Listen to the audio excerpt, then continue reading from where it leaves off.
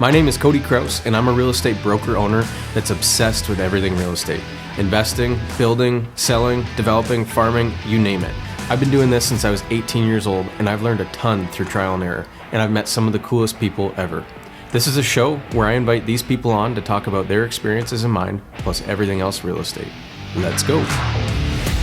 Welcome back, everybody, to the Everything Real Estate Show. Today, I'm doing a special called Why Should You Own a Home? And we're going to cover things like the reasons why you'd actually want to own property versus rent property, why you would ever want to buy a rental property, and how you would get started if you wanted to buy your first property or buy your first rental property, whether it's going to be a primary residence or something that you rent out as an investment property. So those are some of the things that we're going to cover today. So first off, why would I want to buy a home in the first place? I'm going to cover a few things here, and the main themes are going to be forced savings plan, hedge against inflation, tax-free profit, and the last one, and I think probably the most important, is stability for your family or your household. So let's go over forced savings plan, my point number one here. Every payment that you make when you're making your mortgage payments, monthly or biweekly basis, portion of that's going towards interest, of course, the cost of borrowing the money, but a portion of it is going towards principal, the principal pay down, which is equity. Now, when you rent a property, although your monthly cash flow, your actual dollars going out on a monthly basis would likely be lower than owning that same property, because as a tenant, you wouldn't have to maintain the property, make improvements to it, things like that.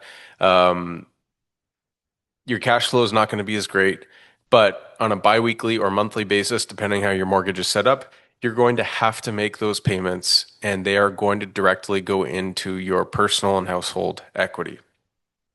Some people are great at saving money and they're able to put a portion of every paycheck aside, a certain percentage on an annual basis, maybe even contribute to their max RRSP or TFSA contributions. But the reality is a lot of people are not. And since they're going to have a monthly payment for housing to keep a roof over their head, whether it's rent or mortgage payments, for a lot of people, having a mortgage payment is a forced monthly savings plan. So that's one reason that it's really good to own where you live. Another is inflation hedge or hedge against inflation. So we know that the government inflates money on an annual basis. The Bank of Canada actually has a target where they want to see our annual inflation rate on a basket of goods somewhere around that 2% mark. And that's why interest rates have been going up and down over the last 5 years. There are certain assets that benefit from inflation, one of those being real estate historically. When the rest of life is getting really expensive, so your groceries are going up in cost on a monthly basis, when your gas is going up in cost on a monthly basis, when your cars are costing a lot more to maintain or to purchase or to make payments on, those aren't assets that go up. They're consumables or things that go down in value. Cars go down in value, clothes go down in value. Food is a consumable, so obviously you consume it once and then it's gone. You don't get the resounding value from that. However, real estate is something that continues to go up in value. And it's not uncommon to see somewhere around 4 to 5% appreciation in housing on an annualized basis. And sure, we saw periods of, 10, 12, 20%, even 34.5% locally in 2021 during COVID, all the effects of inflation, a rapid inflation, I would say, in the Canadian economy.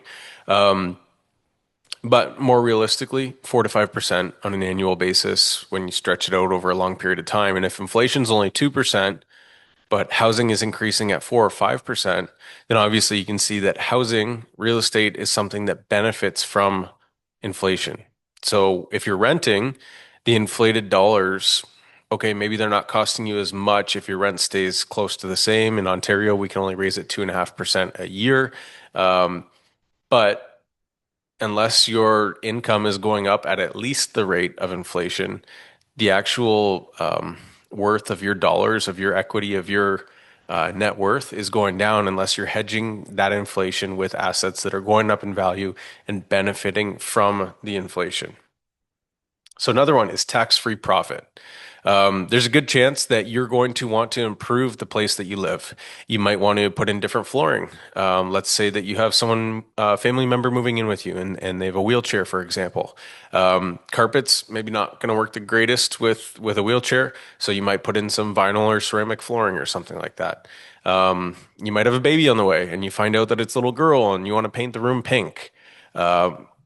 You might want to put in a handicap accessible shower. You might want to put a room addition on because, hey, we got mom and dad moving in, or we're having more kids, or the kids are getting older and they don't want to share rooms anymore. So maybe we're going to finish the basement. When you own the home and you spend money into it, you're going to benefit that. It's an investment into your equity. And if you ever do sell the asset, you're going to recognize that value in return when you sell it. If it's a rental property, you're improving someone else's property and you're not going to see the return from that. We get taxed on just about everything in Canada. One thing we do not get taxed on right now is profit on primary residences that you have occupied as a primary residence for more than 1 year. So if I move into a home and I build a deck because I wanted to have a great party in the summer and I finished the basement so I'd have room for the kids to each have their own bedroom, things like that. And maybe it cost me $50,000 in renovations to do the basement and the deck. If it was a rental property, I'm not going to see any of that money back. It's going to benefit my life because I'll have more spaces to enjoy it. However, I'm not going to see any money come back to my pocket from that. But if I go sell the property, you might even be able to argue that those renovations might have added 80 or $100,000 of value to my property. Let's say it was 100, and I end up getting an extra $100,000 more than I paid for the property. I invested an extra 50. Obviously, there's $50,000 in profit there. As long as I've lived in that home, the way that the tax laws are written in Canada right now, as my primary residence, and I've had it for more than 1 year, I would not be taxed on that $50,000 that I made. There's not too many other ways to make 50 grand in Canada and pay $0 in income tax on it. Last one, and I think this is the biggest one, is stability. When your family is living in a home, you are at the mercy, in a sense, of who the landlord is. If your landlord lives out of the country and decides that they don't want to keep the property, they can sell it. If the new owner wants to move into the property, that could upset your household because with the landlord tenant board in Ontario, there is provisions for owners to occupy a unit to give the renters sufficient notice to move out as long as their term is expired and they're a month-to-month basis. And that can really be tough because you might have planned for a monthly payment of, say, $1,800 per month in rent. Let's say that your landlord sells the property, the new owner wants to move in, and they have followed the correct protocol there. You could find yourself having to go look for a new home. And if now the market rent for a similar property is $2,500 a month, well, now all of a sudden, not only do you have to pay for the associated costs with moving, but you're going to have to account for another $700 post income tax and everything like that into your budget to allow for you to make those new monthly payments on the next house. And you might not have planned to have moved. So now all of a sudden you have to arrange for people to help you move or hire movers. You may all of a sudden have to go to a different school district if there's not another house for you to rent available in the busing district of that one if your kids are getting bused to school. There's a lot of scenarios at play there. And owning where you live is really, I would say, the only way to ensure stability to the point where you're the only reason that your home would have to go up for sale. So as long as you've been making your payments, and you haven't put yourself in a scenario where you owe debts on something else and your house was collateral, there's nobody that's going to be able to make you move out of your home. But if you don't own it, you are at the mercy of who the owner is or isn't. So those are, I would say, the main four reasons why I think anybody would want to own a home. It's a forced savings plan. It's a hedge against inflation. It provides a way to make profit tax-free in Canada. And if anything, and probably the most important, it can give your family and your household stability. Now, why would someone want to own an investment property? So we just talked about the scenario where maybe if you were a tenant in a property and a landlord said, I don't want to be a landlord anymore, or I can't afford to keep this property, I need to get rid of it. We've all heard the horror stories, like the tenants who have left all the windows open, destroyed the house, maybe started breeding dogs and not letting them go to the bathroom outside. There's a lot of horror stories, and the reality is that bad news always travels better or quicker than good news. And so every landlord is quick to share their negative experience. They're not as quick to share they're good experiences. So why on earth would anyone want to own an investment property? So again, we'll go to point number one, which is why would you want to own a home in the first place? And it's for savings. So every month that you own that property, there's contribution going towards the principal paydown, which is towards equity. So if you ever end up selling that property, then there's obviously a nest egg at the end of that that you'd be able to realize. Um, Rental properties provide the opportunity for a threefold return. Even the best stocks can really only reward you in two ways. Some really good stocks offer a dividend, whether it's monthly, quarterly, or annually. And then obviously, if they appreciate in value, that's another way that you could profit from owning that stock. And stocks and mutual funds are some of the best financial instruments out there, the most heavily tracked, the most heavily suggested for the average person investing their money and their savings. Housing, however, rental housing specifically, can provide you a return in three ways. So much like a stock, they can provide you appreciation. Just like a stock can potentially provide a dividend, some of them provide dividends. A rental house can provide you a dividend in a way which would be your cash flow. So if all the costs associated of owning the home on a monthly basis, for example, were $2,200, and your rent coming in was $2,500, then you'd have positive cash flow on a monthly basis of $300. And I would say it's fair to view that monthly cash flow just like a dividend on a stock. So think appreciation, stock, dividend paying stock. But here's something that is much harder to get in a financial market is principal pay down. So every month that your tenant is paying you rent and you're taking that rent and paying down the mortgage that you have on that property, that's the threefold return. And the biggest thing we should be chasing is the principal pay down. Because at the end of it, if we got a 15 or 20 or 25-year mortgage, the whole idea is if I don't refinance the property, if I don't sell it, if I don't take the money out, whatever my amortization term was with my mortgage company, let's say it was 20 years, in 20 years, in theory, that asset would be paid for in full. And so no longer is my cost of owning that home $2,200 per month. It might go down to $600 per month. So if my mortgage payment was 1,400, but my insurance, property taxes, monthly maintenance, management, things like that accounted for the other 600. Well, now all of a sudden, if my rent's still only 2,500 and I have $600 a month in expenses, not including the mortgage payment I used to have, well, now all of a sudden my monthly cash flow is $1,900 a month. However, I would have a really hard time finding a home that in 20 years the rent didn't go up from what it originally was. So more likely your rent's no longer $2,500 per month. It's much likely more like $3,500 or $4,500 per month because we're talking 20 years out from the Canadian economy where we have seen rapid inflation and it's not crazy to think it's going to happen again. Therefore, rents are likely to increase over a 2 or 3 decade period. So we talked about forced savings. We talked about the threefold return, which is your principal pay down, your appreciation, and your cash flow or dividend. Think dividend there. Another one is preparing for the next generation. So if you have children, it's no secret that housing is getting less affordable. It's expensive to buy a home. Rent is getting more expensive typically on an annual basis. We've seen a slight decline in rents in Canada this year, but on average, they go up over time.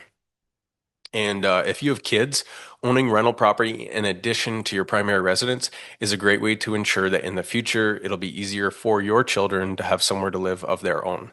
Now, whether that's actually moving them into your rental property in the future and maybe selling them the property or renting it to them. The other thing is it's just a good way to build equity. And if you decide you want to sell that home in the future, you could potentially take some of that money and give it to your kids to help them get into the housing market.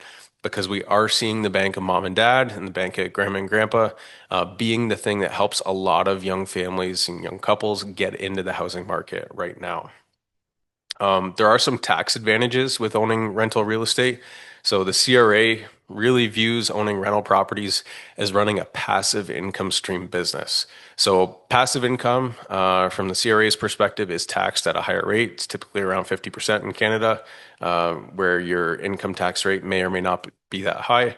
But because they view it as a business, there's some cost of doing business, and those are tax deductible.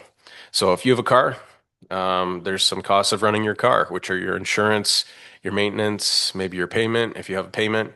And if you're using that car to service your rental property, well, you can write off a small portion of that car. And you have to be able to prove it, obviously. And again, disclaimer, this is not financial advice. I'm not an accountant, but I'm explaining to you some of the basics here.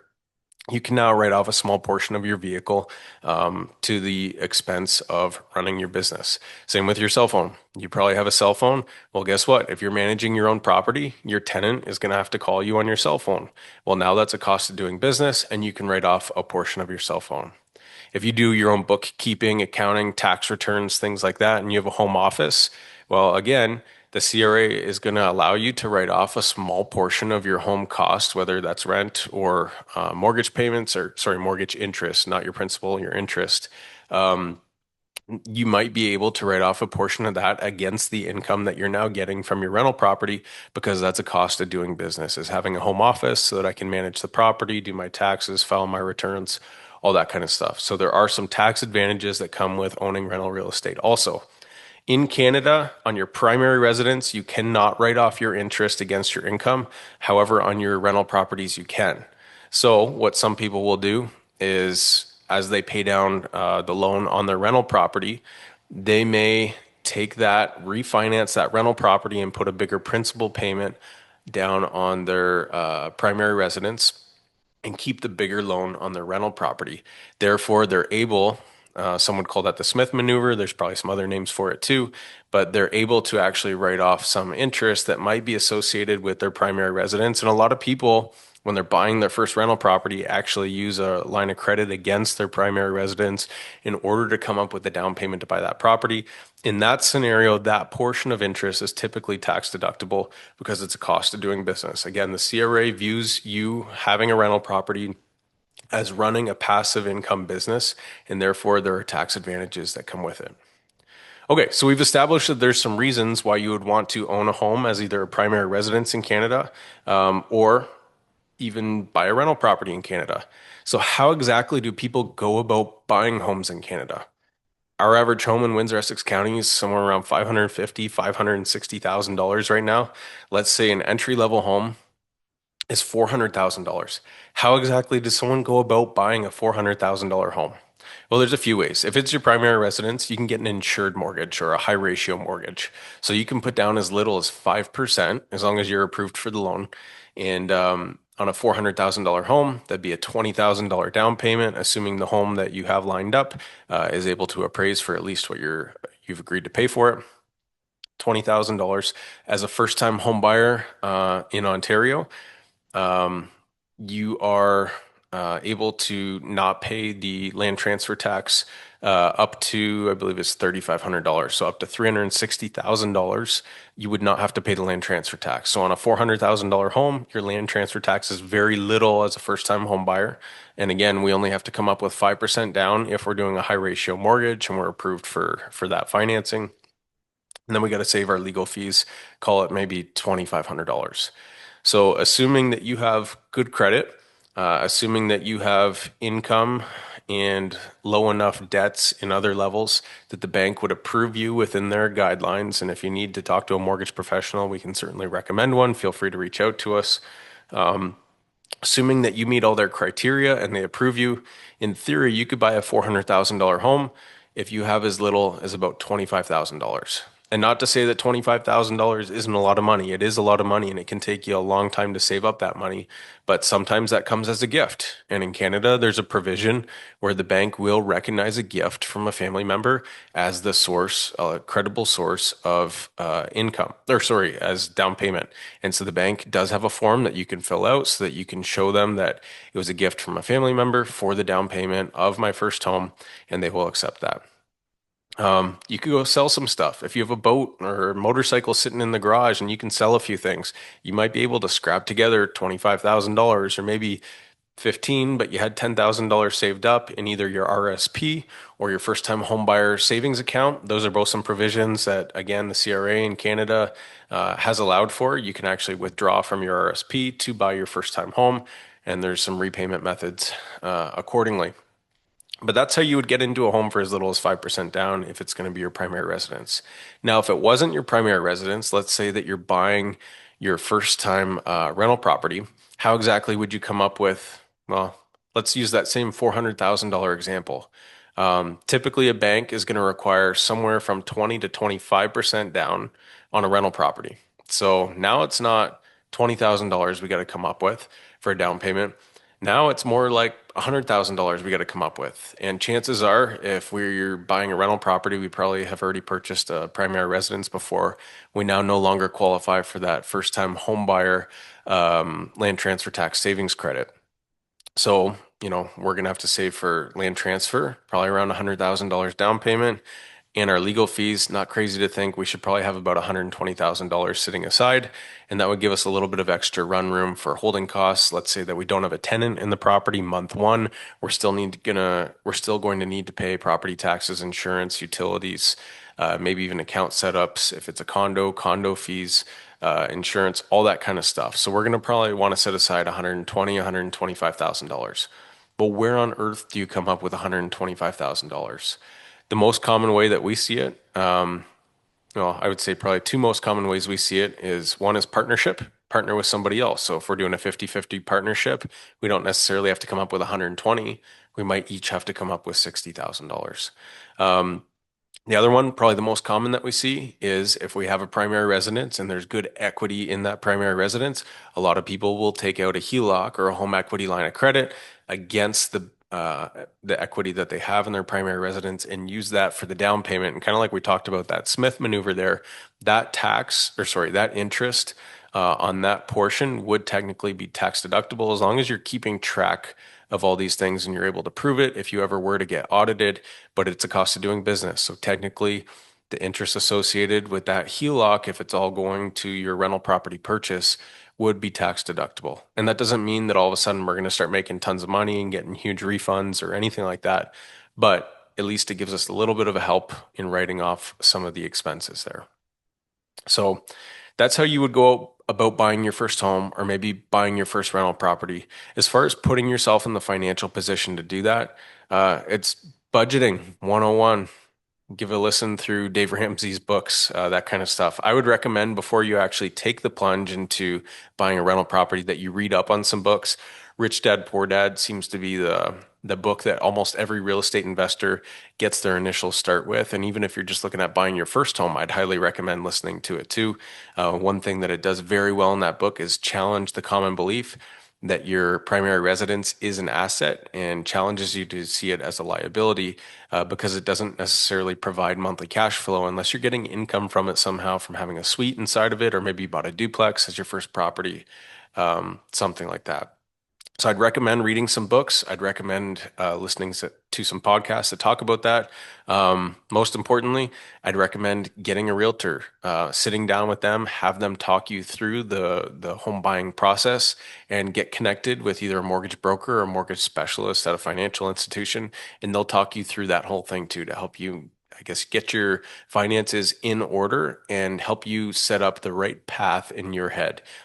You don't want to put the cart before the horse and start looking at homes before you're pre-approved for a loan because you don't want to set yourself up for disappointment. If you were looking at $600,000 homes and you find out you're only approved for a $400,000 purchase, um, maybe you've got great savings and you've got great income, but you've got bruised credit.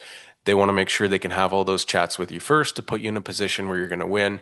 And there's ways around that. Maybe you don't have any credit because you're working outside of the country or you're new to the country, or maybe you just haven't had a lot of debt in the past. They can talk you through that, and there's ways that'll help. Maybe it's a cosigner or a guarantor. There's a lot of different options, but the most important thing is to educate yourself on them by talking to a professional.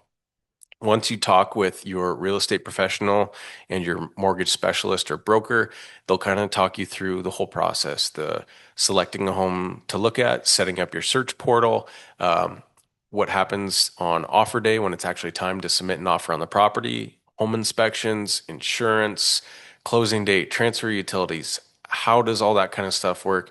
That's their job, is to educate you through the process on that. So, anyways, those are a few reasons why you'd want to own a home to live in as a primary residence, why you'd want to own a rental property, and how you might go about starting the process if you're looking to buy a home, either to live in or to rent out. If you have any questions, feel free to reach out. That's what we do here, and I'd be happy to refer you to someone that can help you through this entire process. Thanks for listening. Bye for now. Thanks for listening to the show, folks. Please keep in mind that this show is not offering legal, financial, or accounting advice, but rather opinions and experiences in the world of real estate from the host and the guests. If you're enjoying the show, please rate, review, and share with your friends and colleagues. And if you think that there's someone that needs to be on this show, please feel free to connect them with me. Or if there's a topic that should be discussed, feel free to let me know. Thank you so much, and bye for now.